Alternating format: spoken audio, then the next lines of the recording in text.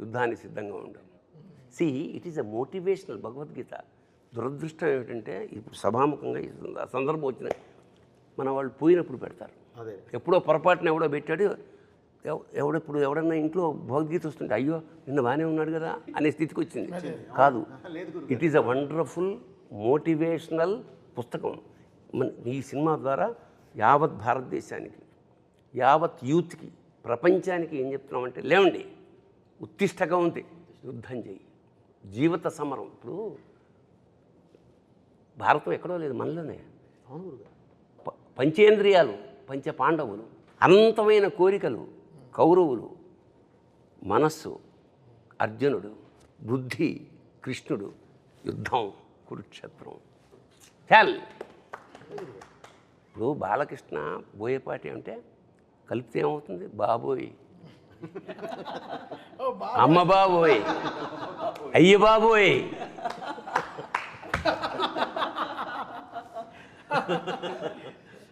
That is the film.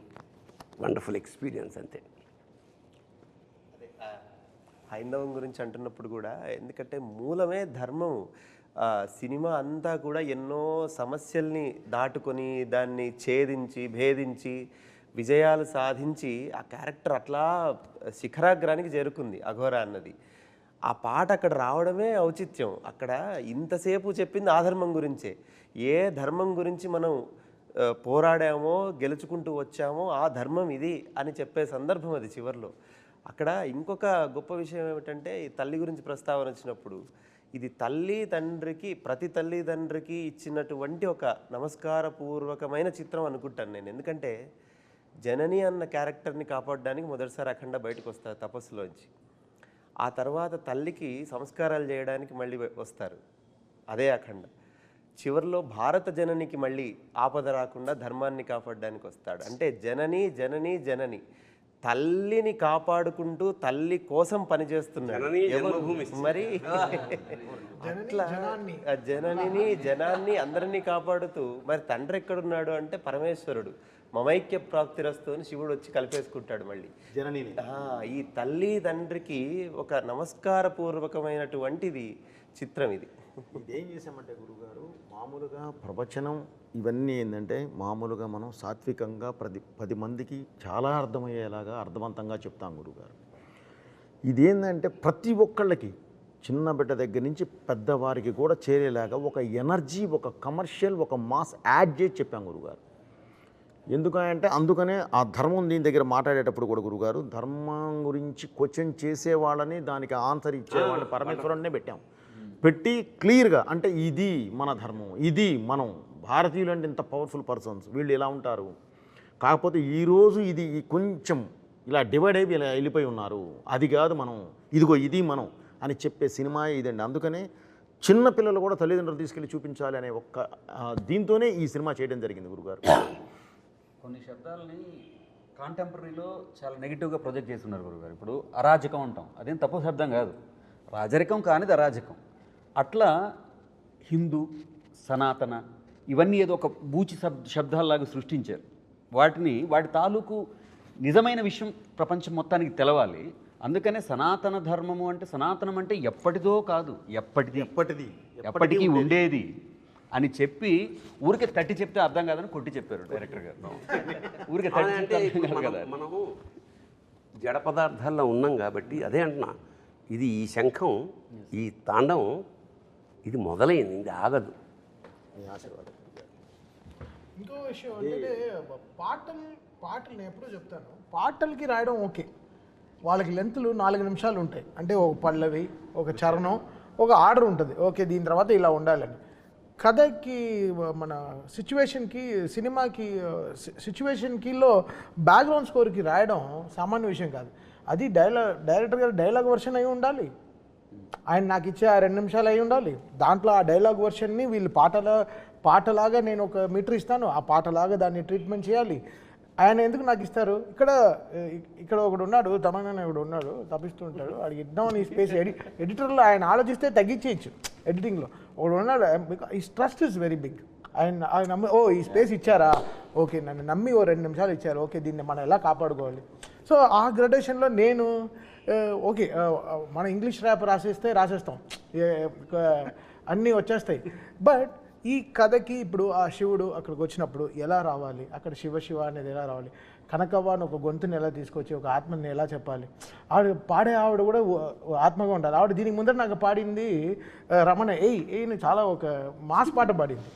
So ఈ ఆవిడ నా గొంతులో నేను అనుకుంటాను ఓకే మాస్ పాట పాడినా ఎందుకు సక్సెస్ అయింది, ఆవిడ గొంతులో ఏదో బలం ఉన్నట్టేగా. సో ఆ బలాన్ని మనం దేనికైనా వాడుకోవచ్చు. ఇప్పుడు బలాన్ని పొడుగ్గా ఉంటే ఏదైనా ఎగ్జాక్ట్లీ. ఆవిడ వచ్చి అసలు ఈ పాట పాడినప్పుడు శివ పాడినప్పుడు ఆవిడ అంత ప్యూర్గా పాడారు, అసలు స్ట్రెస్సే లేకుండా ప్రశాంతంగా పాడారు. అంటే ఈయన ఇచ్చిన లిరిక్స్ కూడా ఎక్కడ స్పీడ్ బ్రేకర్ లేని రోడ్ లాగా ఇచ్చారు చక్కగా. అంటే మన రింగ్ రోడ్ లాగా వెళ్ళండి, మీరు ఎంత మైల్ స్పీడ్లో అయినా వెళ్ళండి. సో ఎలా దాన్ని స్మూత్ నుంచి చేయాలని, బికాస్ ఇంత ఆర్ఆర్ నుంచి దాని ముందరే నేను చెప్పాను కదా చాలా కష్టం. బోయపాటి గారి సినిమా ఆర్ఆర్ చేయడం అనేది ఇంకా చాలా కష్టం. ఇంకా నాకు ఒకటి అనిపించింది అయ్యా, రమేష్ తోడు బాలయ్యకి త్రిశూలం ఇచ్చాడు, ఈయనకి డమరుకం ఇచ్చాడు, మనందరికీ సక్సెస్ ఇవ్వాలి. ఇందులో కూడా గురుగారు నేను భగవంతుడి దయ వల్ల వీళ్ళందరితో చేసే జర్నీలో కొంచెం స్పేసెస్ ఎన్ని బార్స్ ఏది ఇస్తే ఇది వస్తుందో కూడా కొంత దేవుడి వల్ల ఒక నాలెడ్జ్ ఫామ్ అయిపోయి ఉంటుంది. దాని ద్వారా కొంత ఆ స్పేసెస్ కూడా కరెక్ట్గా ఇక్కడ తమన్ గారు ఏమి ఇవ్వగలరు, ఏమి ఇస్తే బాగుంటుంది, ఏది కూర్చోబెట్టగలం అనేది ప్రతిదీ వారికి నేను ఆ స్పేస్ ఇస్తానండి. ఇచ్చి తర్వాత మాట్లాడుకుంటాం. ఈ స్పేస్ నేను ఎందుకు ఇచ్చానంటే అండి, ఇది మీరు ఈ విధంగా వెళ్తారు, నాకు ఐడియా ఉంది, ఇది ఈ విధంగా వెళ్ళాలి, ఇది అని ఇస్తూ అలాగే ఒక్కొక్క యాంబియన్స్ అండి పెడితే ఇక మీకు బ్యాక్ ఆయన వద్దన్నా సరే ఒక డ్రమ్ కొడదామని కూర్చున్నా సరే 5-6 కొట్టాల్సిందే, కుదరదు. ఎందుకంటే ఆ ఫ్రేము, ఆ యాంబియన్స్, బ్యాక్ లేపే యాంబియన్స్, ఆ సిచ్యువేషన్ డిమాండ్ మొత్తం ఆ దీనిలో తీసుకొస్తాం గురుగారు. పైగా ఇందులో ఇతను మనం ముందే చెప్పామండి, బాలయ్య గారిని ముందే చెప్పాము మురళీమోహన్ గారి ద్వారా, నీకు ప్రపంచానికి ఒక ప్రళయం రాబోతుంది, ఒకటి కాదు ఎన్నో వస్తూనే ఉంటాయి, అవన్నీ నువ్వు ఎదురెళ్ళాలి అంటే అష్టసిద్ధి సాధనే మార్గం, ఇంకా వేరే మార్గం లేదు. అష్టసిద్ధి సాధన చేసి బయటకు వచ్చిన వారి అందులో సాధించిన వాళ్ళకు ఉండే శక్తులు ఏంటో మన గూగుల్లో కొడితే కూడా వస్తాయండి. మానవాతీత శక్తి. సో ఆ శక్తిని ఉపయోగించే కొంతే ఉపయోగించండి, మొత్తం కూడా ఉపయోగించలేదు. వాళ్ళు జ్ఞానం అవ్వగలరు, విశ్వరూపం చూపించగలరు, అంత దూరం వెళ్ళాలి మనం. జస్ట్ ఆయుధం ఇచ్చి ఆపాం అంతేనండి. ఆ తర్వాత చేస్తే ఏదో చేస్తాం కానీ ఆ ఆయుధం ఇచ్చి ఆపాం ప్రస్తుతానికి. సో అతీత శక్తిని ముందే చెప్పామండి, సూపర్ హ్యూమన్ అని. అవునా చెప్పే తీసుకుని వెళ్ళాం మనం. అంటే ఈ సినిమా త్రూఅవుట్లో నేను డైరెక్టర్ గారి దగ్గర ఉండి నేను తమన్ సార్ దగ్గరికి కూడా వెళ్తుంటాను కదా సార్. అంటే ప్రతిసారి ఎనర్జీ అంటాం కదా, శక్తి కేంద్రాలు, జనరల్ తెలుగులో చెప్పాలంటే శక్తి బోయపాటే ఎనర్జీ. సార్ అంటే ఇక్కడ మనం ఒక శక్తి పట్టుకొని అక్కడికి వెళ్తాం కదా సార్. అక్కడికి వెళ్ళేటప్పటికి ట్యూన్ కానీ ఏదైనా సిద్ధం చేసి పెడతారు కదా తమన్ గారు. అక్కడికి వెళ్ళిన తర్వాత ఏమిటో మనం చూసిన దానికి 10 మీటర్లు పైన వస్తున్నారేనా అని తమన్ సార్ నేను ఎప్పుడు చెప్తాను సార్. అంటే అఖండ సినిమాని నిర్వచించడానికి బోయపాటి గారు ఉన్నారు, దాన్ని అభినయించడానికి బాలకృష్ణ గారు ఉన్నారు, అర్థం చేసుకోవడానికి చరాచర సృష్టిలో ఒక్కరే ఉన్నారు తమన్ సార్. ఇది నేనేం పొగట్ట కోసం నేను చెప్పట్లేదు, ఎందుకంటే నేను చాలా దగ్గర నుంచి ప్రయాణం చేసిన దాంట్లో నాకు అర్థమైంది కదా. అంటే అక్కడికి వెళ్ళేలోపు డైరెక్టర్ గారి మనసులోకి మరి దూరి అందులో అంత పరకాయ ప్రవేశం చేసి, అంటే ఎక్కడో అంగుష్ట మాత్రంగా ఉన్న విశ్వరూపంలో చూడటం అంటాం చూసారా, అలా చూస్తారా ఆయన? ముందు కూర్చుని ఆయన తల ఆడుతుందా అని చూస్తాను నేను వెనకాల ముందు కూర్చుని ప్రొజెక్షన్ రూమ్ లో ఆయన ముందు కూర్చుని చూస్తారు, నేను ఆయన తల ఇలా ఆడుతుందా ఓకే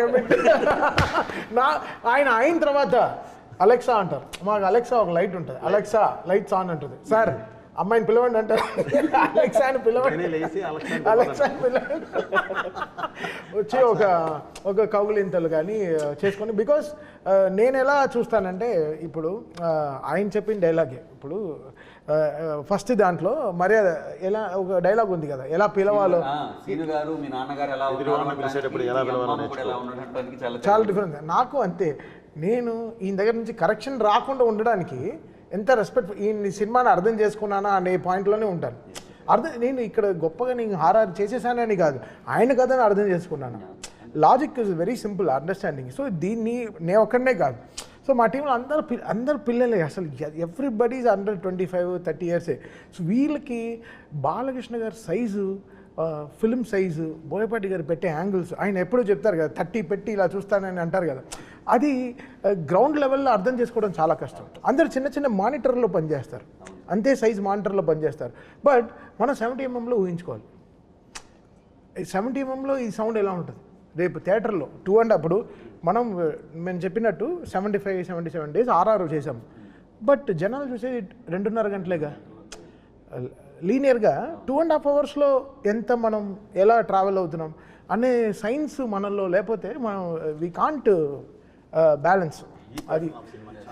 అది వేరే అది చాలా, అది నేర్చుకుంటే చాలా, నేర్పితే కూడా రాదు, చాలా it has to come inside, inner science రావాలి. ఆ విషయంలో నేను తమన్ గారికి కూడా చాలా కృతజ్ఞతలు చెప్పాలి సార్. ఎందుకంటే సాహిత్యం ఎంత అద్భుతంగా వచ్చినా మొత్తం సినిమా చూసి అర్థం చేసుకునే అవకాశం ఉండకపోవచ్చు.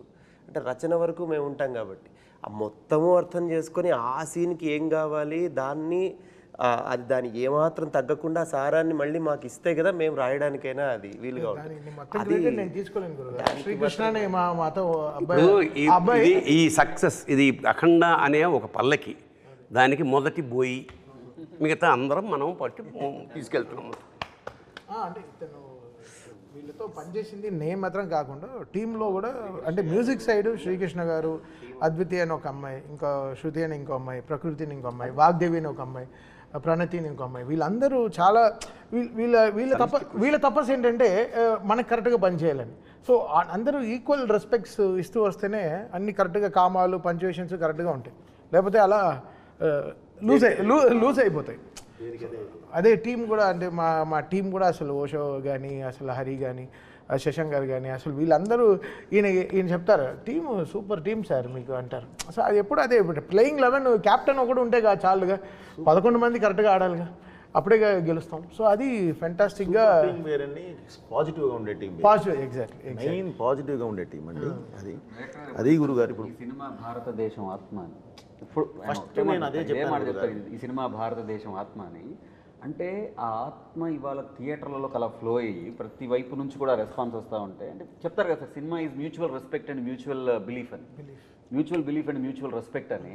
దాని తాలూకు రిఫ్లెక్షన్స్ కానీ ఇవాళ త్రూ అవుట్, అంటే ఐఎమ్ బేసికలీ నేను బాలయ్య బాబు అభిమాని కదా సార్, త్రూ అవుట్ ఎక్కడి నుంచి వస్తున్నా కానీ ఆ ఎనర్జీ అనేది.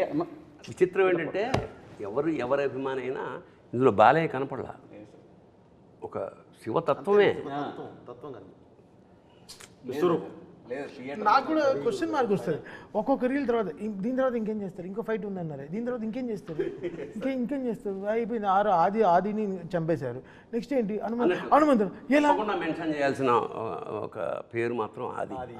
ఎందుకంటే ఒక పాజిటివ్ ఎనర్జీకి కరెక్ట్గా నెగిటివ్ ఎనర్జీ అంటే అతని పెర్ఫార్మెన్స్ నిజంగా హ్యాట్స్ ఆఫ్ టు. నిజంగా అంటే ఈయన తట్టుకోవడం మానవ సాధ్యం కాదు కదా, అంచేత అతను పడాల్సిన శ్రమంతా మనకు కళ్ళ ముందు తెలిసిపోతుంది. అది ఆయన పైనుంచి వెళుతున్న బాలయ్య గారి మీద నుంచి వెళుతున్న విభూది, నేను శ్రీశైలం నుంచి తెప్పించిన ఒరిజినల్ విభూదేనండి.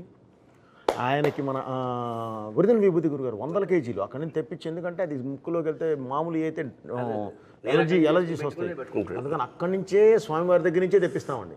తెప్పించి దాన్ని ఆయన మీద వాడాము. అలాగే ఆదికి బ్లాక్ ఒక నెగిటివ్ అని చెప్పడానికి ఒక ఇది కలర్ యూజ్ చేస్తాం కదా గురుగారు, అది కూడా ఒరిజినల్ కోల్ నుంచి జాగ్రత్తగా ఇది చేసాం గురుగారు. ఏది కళ్ళల్లో పడ్డా ముక్కులో పడ్డా ఎలర్జీ రాకుండా, కానీ అది ఒరిజినల్ సీజీ ఇది ఉంటుంది. కొడితే 4 కంప్రెసర్లు పెట్టి కొడితే జుబ్ మనకి గుర్తుంటుంది,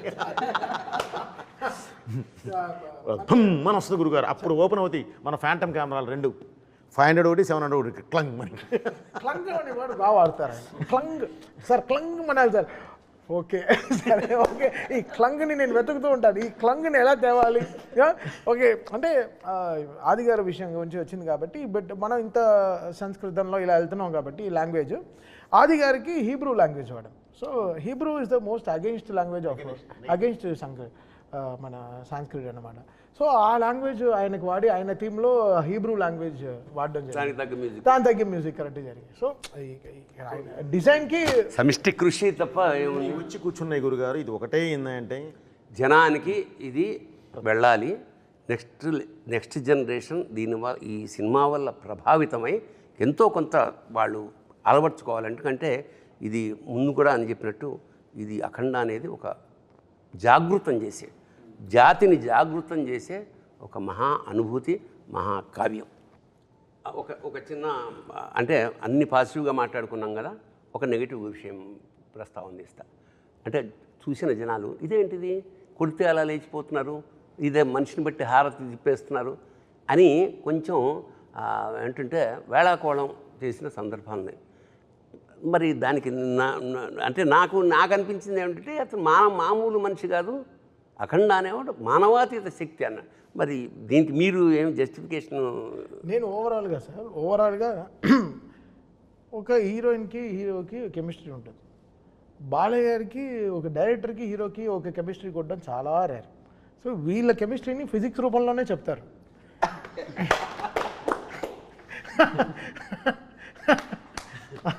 సో వీళ్ళ ఫిజిక్స్ వేరే, ఈ ఫిజిక్స్కి వాళ్ళు ఇంకా క్వశ్చన్లు వేస్తే తప్పు. బట్ ఆయన కరెక్ట్గా రీల్ వన్లోనే సార్ అది ఒకసారి ఒక ఏదండి అఘోరా గురువుతోనే చెప్పించాను నాయన. సొసైటీ ఇప్పుడు కాదు, నువ్వు ఇప్పుడు దీర్ణావస్థలో ఉన్న దేవాలయాలని చేయడానికి పునరుద్ధరణ చేయడానికి వెళ్ళి క్లీన్ చేసి వచ్చావు ఆ పార్ట్ 1లో. కానీ ఈ పార్ట్ 2లోకి వచ్చేసరికి ఇంకా పెద్ద జరగబోతుంది. దాన్ని ఆపాలి అంటే నువ్వు సర్వశక్తులు ఇది తీసుకోవాలి, శివశక్తి నీ పక్కన వచ్చి కూర్చోవాలి. దానికి ఉన్న ఒకే ఒక్క మార్గం అష్టసిద్ధి సాధన. ఇది సాధించిన రోజు ఎలా ఉంటావా అంటే మంత్రమైన శాస్త్రమైన అని ఒక అద్భుతమైన ఇది డైలాగ్తో చెప్పించాం గురుగారు. అది గూగుల్లోకి వెళ్తే కూడా సామాన్యులకు కూడా అర్థమైపోతుంది, క్లియర్గా ఉంటుంది అష్టసిద్ధి సాధన. సో ఆయన అది సాధించి 12 సంవత్సరాల తర్వాత బయటకు వచ్చిన వాడు అంటే సూపర్ హ్యూమన్. అది మనం చెప్పే స్టార్ట్ చేశాం గురుగారు. ఎందుకంటే ఇలాంటి తత్వం చూపించేటప్పుడు మామూలుగా ఉంటే కుదరదు గురుగారు, ఎంత బలంగా చెప్పగలిగితే అంత బాగుంటుంది. సో అదే వాడిన ఇది విశేషం ఏంటంటే అందరిలోనూ ఆసక్తి ఉంటుంది, దాన్ని ఎవోక్ చేయడం కావాలి. ఉదాహరణకి అంతే గురుగారు, ఒకడు పరిగెడుతున్నాడు అలసిపోయి ఒక చెట్టు కింద కూర్చున్నాడు, బద్ధకంగా వాడిగే అడుగు కూడా వేయలేడు. పైకి ఇలా చూశాడు, చిరుతపులు ఉంది, పరిగెడతాడా? కన్ఫర్మ్ ఎక్కడి నుంచి వచ్చింది ఆ ఎనర్జీ? చిరుతపుంది కన్నా ఫాస్ట్గా పరిగెత్తాలి, అదే శివశక్తి. థ్యాంక్ యూ గురుగారు. అంచేత ఇప్పుడు నేను ఇందాక ఫస్ట్ చెప్పినట్టు అఖండ తాండవం అనేది కేవలం సినిమా కాదు, ఒక అనుభూతి. అంచేత దీన్ని ఎందుకంటే దేశం పట్ల, దేవుడి పట్ల జమిలిగా ఒక అద్భుతమైన సందేశాన్ని ఇచ్చారు కాబట్టి భవిష్యత్ తరాలకి. ఎందుకంటే ఇవాళ ఇంటెలిజెంట్ క్వశ్చన్, ఇప్పుడు నెక్స్ట్ జనరేషన్ ఏమంటే క్వశ్చన్స్ వేసే జాతి మంచిది. క్వశ్చన్ వేసినప్పుడు దానికి ఆన్సర్ ఇవ్వగలిగితే కన్విన్స్ అవుతారు, దేశం ప్రగతి పదంలో ముందుకు దూసుకుపోతుంది. సో దర్శకుడు, రచయిత, టీం అంతా చేసిన గొప్ప పని ఏమిటంటే ఇందులో క్వశ్చన్స్ వేయించాం, ఆన్సర్లు కూడా ఇప్పించాం.